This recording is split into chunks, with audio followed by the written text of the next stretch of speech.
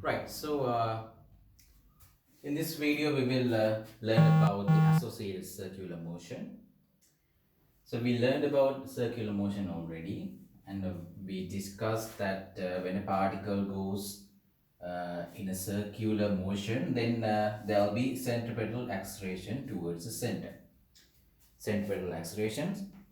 So if by any means if by any means this centripetal acceleration is provided, then the particle will move in a circular path. Otherwise, it will move away from the circular path. Right.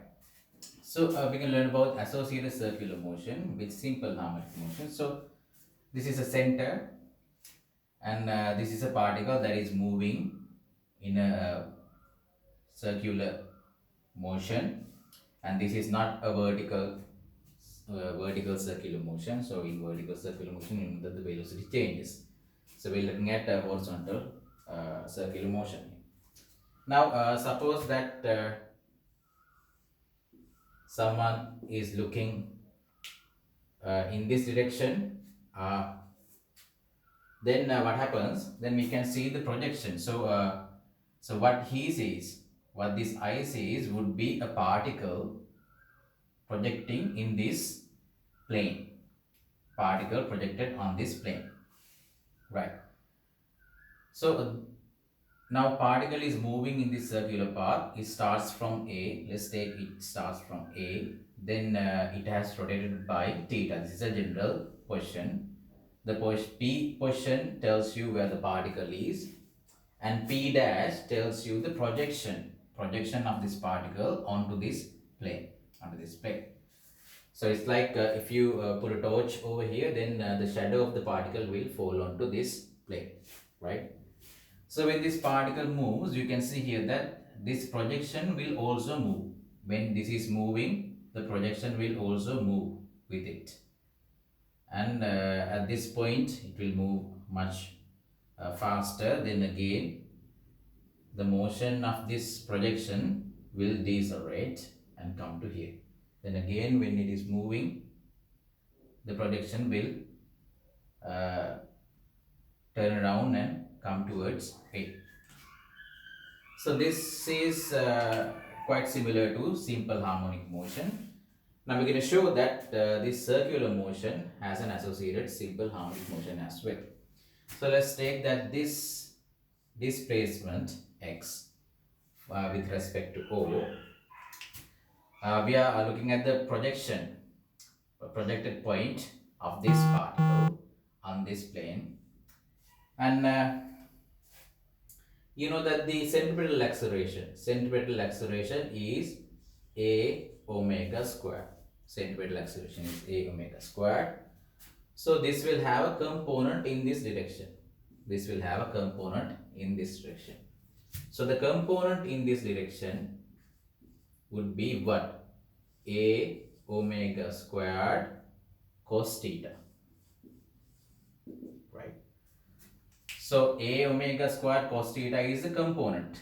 This component, horizontal component of the acceleration of this moving particle. Now we know this acceleration can be represented by x double dot. Since we are looking at in this direction, so this should be minus.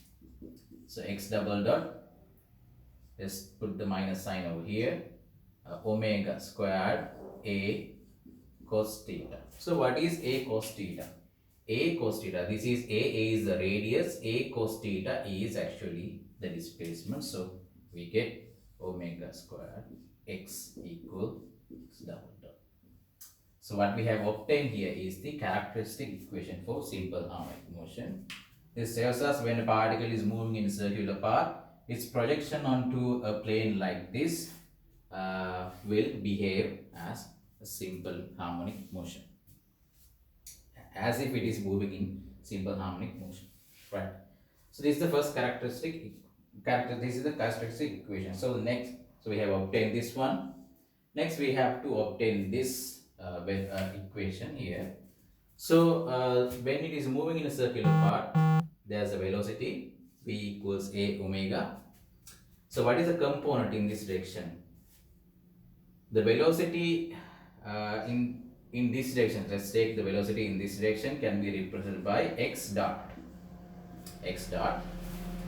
but now the particle is moving in this direction anti-clockwise, so there will be a component horizontally. The horizontal component would be a omega cos theta, so minus a omega cos theta, minus a omega cos theta, right? So omega a cos theta, what is a cos theta? A cos theta, let's replace x dot with v, velocity. This v is not the same v as above here, so let me just use u instead. A cos theta, sorry, it's not a cos theta, it should be a sin theta, this sin. Why? This is the velocity direction v, this should be theta, so direction, so this should be theta, so it should be v sin theta, or a omega sin theta. So what is sin theta? A sin theta refers to this side here. A sin theta refers to this side. So what is this? Using Pythagoras theorem, you can find pp dash. So pp dash is p dash is equal to square root of a squared minus x squared. Now a being the radius. Now pp dash is actually a cos theta. So a sin theta is a sin theta. If we replace this one, this becomes omega square root a squared minus x squared, which is equal to u. If we square both sides, then we get omega squared a squared minus x squared is equal to u squared. Right. So we obtain the next equation. This is the equation for the velocity. Just have to replace v with u, that's it. Now simple a represent the amplitude, but in this case simple a represent the radius of the circular motion. Right. So what about the displacement? Displacement is x equal a cos theta. X equal a cos theta. This is the displacement now.